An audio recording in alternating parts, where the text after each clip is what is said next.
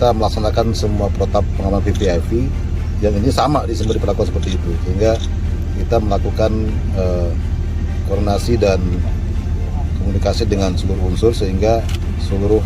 anggota maupun pendukung yang terlibat dalam kegiatan ini mengerti tugasnya, karena pengamanan VVIP ini adalah pengamanan yang